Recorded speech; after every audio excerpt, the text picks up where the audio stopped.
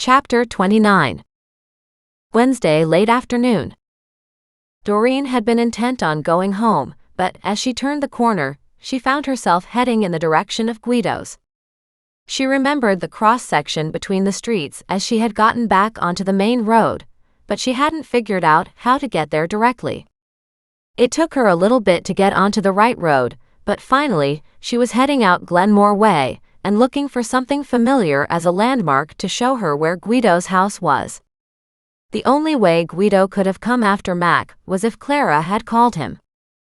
If Clara had called him and said Mac was asking questions and she was going to the police to tell them something, then maybe Guido would have tried to run Mac off the road. The section of road they had been on was mostly fields, but there were ditches with some big rocks. It could have been just an impulse on Guido's part. If somebody was trying to kill Mac, there had to be an easier way. But then she thought about the ditch and realized Mac probably would have ended up rolled or flipped several times out in the field, and that could quite possibly have taken him out. Just that thought made her angry enough that, when she caught sight of the intersection and recognized the house on the corner, she did a very quick left turn and whipped across traffic just in time. As she approached the house, a truck had been moved into the very back of the yard, and big wooden gates were being closed. She didn't know what kind of truck it was, but she caught a glimpse of gray, and then the gates shut firmly, blocking it from view. She drove past and parked where she'd been before and sent Mac a text. Her phone rang instantly. "I told you to go home," he said in an ominous tone. "I thought your phone was broken," she said gently. "Well, it's working again now. Maybe it was just the shock of the accident." "Maybe that's why I didn't go home too," she said. "At Guido's house is a truck. They just moved it into the back behind the gates on the left-hand side." "That doesn't mean it's the truck that hit me," he said. "Gray," she said. "I bet it was gray." "It was," he said grudgingly, "but you stay out of this. As long as you send cops to check over that vehicle, I will. Otherwise, I'll take pictures of it." At that, he cursed and swore at her. She was amazed at the breadth of his language. "Can I use some of those words too?" she asked with interest. "You know that I'm really trying to loosen up my tongue a bit." "Every time you swear, you feel terrible," he said. "So, instead of using my words, create your own. So I can say fudgesicle to make up for the F word you just used." At that, he groaned. "If you want to say fudgesicle as a swear word, go for it. I'd love to be there when you do." She sniffed at that. "You should be inside a cop car, and you should be coming here right now," she said. "I'm not leaving until then. Because you know these guys will just book it out of here." "And where do you think they'll go?" he asked. "Back to Mexico and the rest of his family, where Crystal is," she said abruptly. "What?" he roared. "How did you possibly figure that out?" "It's not that hard," she said. "Really, it's the most logical answer." There was an ominous sigh on the other side of the line. "When did you figure this out?" "This morning," she said. "I was looking for the right time to tell you my working theory, but that was harder to find than I thought. We will have a talk about you and that lack of sharing information. We will when somebody isn't trying to kill you." "I'm on my way toward you," he said, his voice hard. "No excuses, no more backtalk, no more nothing," he said. "You lock those car doors. You stay inside your vehicle and wait until I get there." The trouble was, she had already hopped out with both the dog and the cat at her side, and Thaddeus on her shoulder. "Tell me that you'll stay locked inside the vehicle," Max said, his tone official.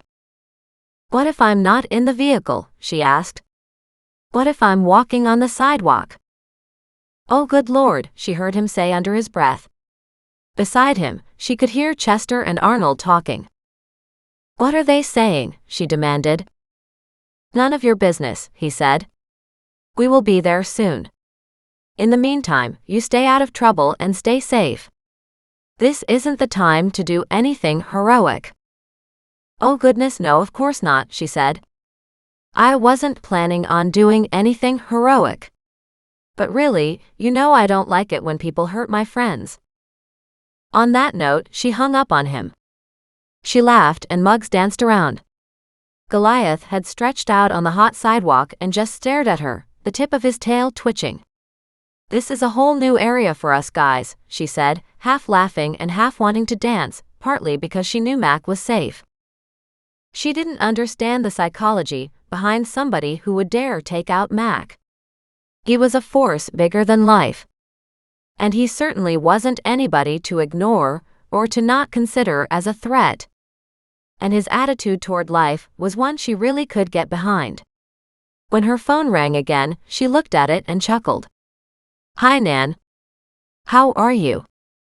"I'm fine," she said, "but Jose isn't.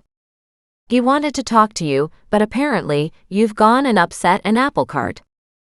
"Is he there today?" "He left early. He got an odd phone call and took off." "Yeah, I'm not surprised," she said. "Does he have a gray truck by any chance?" "Yes, he does," Nan said. "One of those really big ones, you know? Where you almost need a ladder to get into the cab." "Well, you and I do," Doreen said, "but guys like Mac, they can hop up with no problem."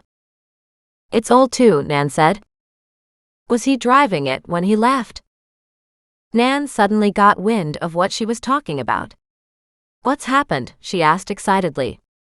"Fill me in."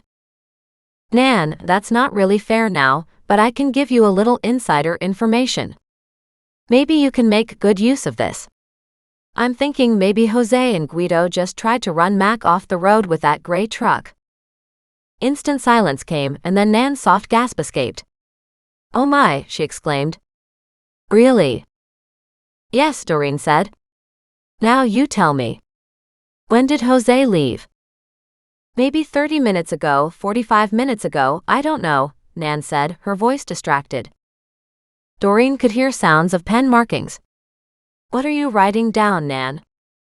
"The times," she said. "Times are very important. You know that." "Are you placing a bet on Mac's life?" Doreen asked in an ominous tone. "Oh goodness, no.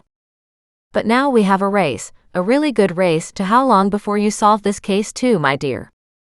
You're getting so good at this. I've got to run. Bye." And just like that, Nan was gone too.